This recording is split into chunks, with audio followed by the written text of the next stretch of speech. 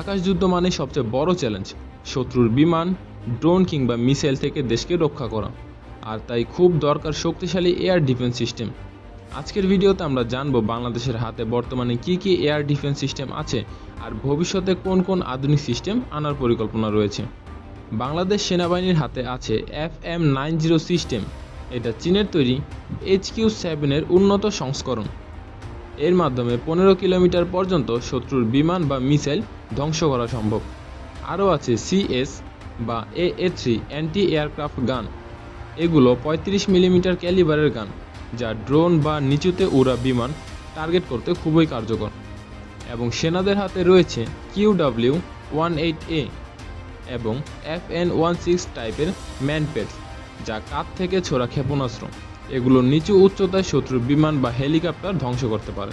বাংলাদেশ নৌবাহিনীর জাহাজগুলোতে QW-18A ম্যানপ্যাডসগুলো ব্যবহার করা হয়, ফলে সমুদ্রপথ থেকেও শত্রুর বিমান প্রতিহত করার ক্ষমতা রয়েছে বাংলাদেশ নৌবাহিনীর।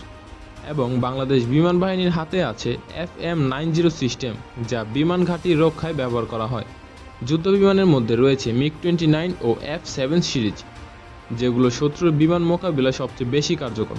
এবং আকাশ নজরদারির জন্য রয়েছে ইতালির তৈরি সেলেক্স রেড 31DL এবং ফ্রান্সের তৈরি থেলাস GM400 সিরিজের রাডার।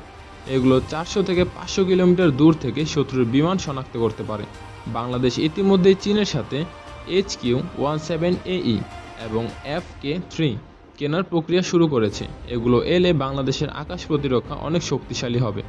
বিমান বাহিনীর নতুন প্রজন্মের ফাইটার জেট J-10C আনার পরিকল্পনা করেছে। এই বিমানগুলো চতুর্থ প্রজন্মের সবচেয়ে আধুনিক যুদ্ধ বিমানগুলোর মধ্যে একটি।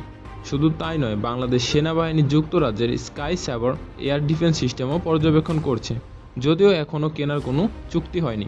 সবশেষে ফোর্স গোল 2030 পরিকল্পনার অধীনে বাংলাদেশ ধাপে ধাপে একটি মাল্টি লেয়ার এর ডিফেন্স সিস্টেম কাঠামো গড়ে তুলেছে।